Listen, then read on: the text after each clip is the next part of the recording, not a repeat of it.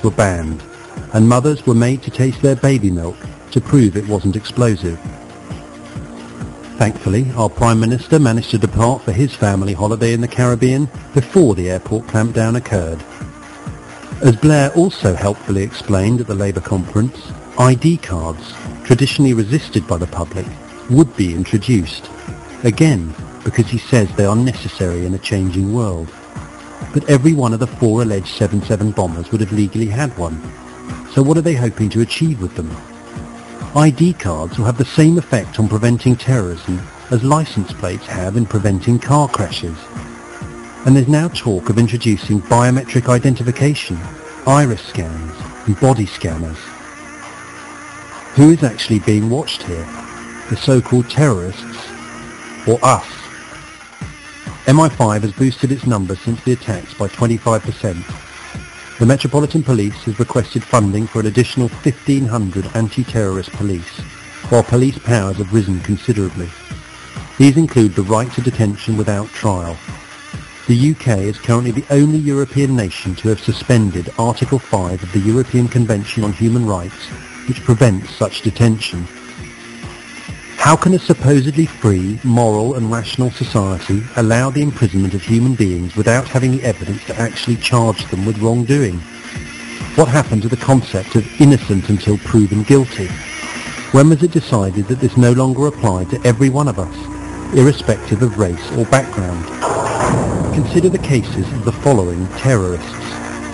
Walter Wolfgang, the 82-year-old pensioner removed from the Labour Party conference in September 2005 for heckling Jack Straw, and then, after he tried to gain re-entry, detained under the Terrorism Act. 80-year-old John Catt, stopped by police for wearing a T-shirt suggesting that Bush and Blair be tried for war crimes, searched under the Terrorism Act. Sally Cameron, arrested and held for 4 hours for walking on a cycle path in Dundee, under the Terrorism Act.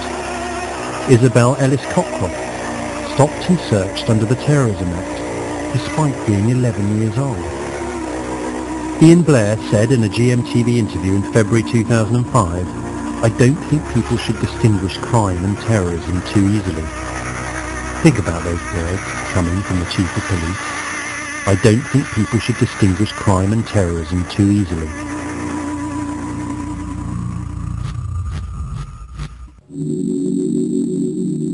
In the most extraordinary and draconian expansion of their powers ever seen in the UK, the Serious Organised Crime and Police Act came into power in 2005.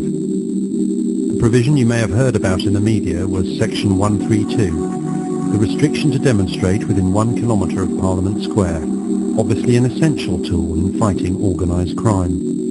The first conviction under the Act was in December 2005, after Maya Evans was arrested for reading out the names of British soldiers killed in the Iraq War under the Cenotaph, without permission.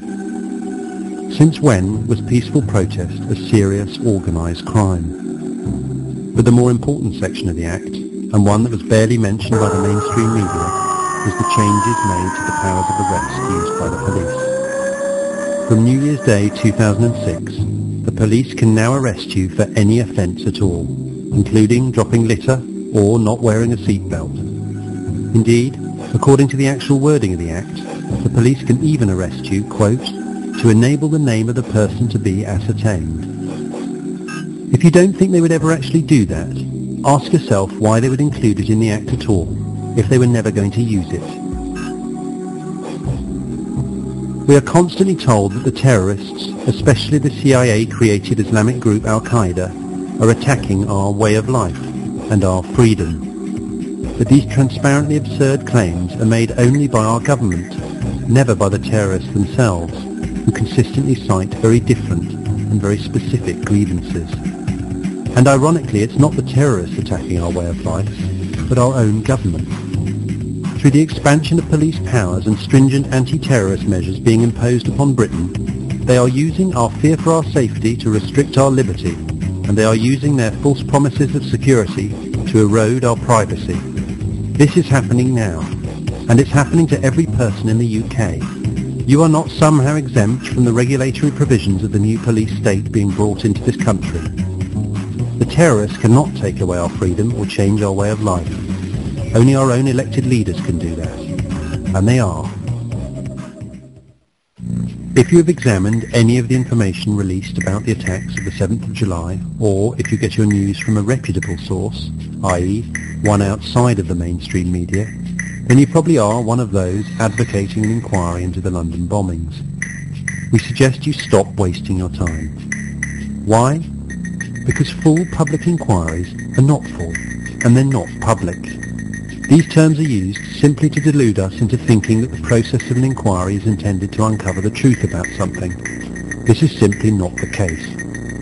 Let's recall the last major public inquiry held in the UK, the Hutton Inquiry, set up to investigate the apparent suicide of Dr. David Kelly, with a side mandate of examining whether the government manipulated intelligence to facilitate the invasion of Iraq. Given that Hutton was appointed by Lord Faulkner, the very man who continues to declare that the Iraq invasion was somehow legal, it is unsurprising that Hutton absolved Blair and his government of blame. The inquiry refuted allegations that the government had lied about information on Iraq's non-existent weapons of mass destruction, something that any rational person doing an hour of research can see clearly that they did. And more incredulously, Hutton ruled that Dr. David Kelly committed suicide, despite all the physical and medical evidence that clearly points to him having been murdered. But it gets worse. As if public inquiries were already not pointless enough, a recent piece of legislation now guarantees that they will never be anything other than a charade. On June the 7th, 2005, exactly 1 month before the London bombings, the Inquiries Act became law. Under this new act, any inquiry will be controlled by the relevant government minister who is empowered to block public scrutiny of state actions. This inexplicable change to the way inquiries are run was openly criticised by the Law Society of England and Amnesty International, who stated that the new act means that any inquiry will be controlled by the executive. Obviously the one thing you don't want from a supposedly unbiased investigation. The Canadian judge Peter Corey stated, "It seems to me that the proposed new act would make a meaningful inquiry impossible. The commissions would be working in an impossible situation. The minister, the actions of whose ministry was to be reviewed by the public inquiry, would have the authority to thwart the efforts of the inquiry at every step. It really creates an intolerable Alice in Wonderland situation." While the chairman of the US Joint Committee on Human Rights, Congressman Chris Smith, declared that the bill pending before the British Parliament should be named the Public Inquiries Cover-Up Bill. So if this new act makes inquiries so pointless and so easy to control, the question is why Blair, Clark and the rest of them have seemingly done their best to prevent one happening. We suggest that there will be an inquiry. It will be obstructed from the beginning, and it will be controlled by the very people it should be investigating. Be assured it will not be anything approaching a proper investigation. At no point will the inquiry even consider the possibility that the 4 men labelled as suicide bombers could possibly be innocent, or question the lack of evidence against them. It will pass on verbatim the same meaningless, unverifiable assertions made by the police and by the media's anonymous security sources. But it will avoid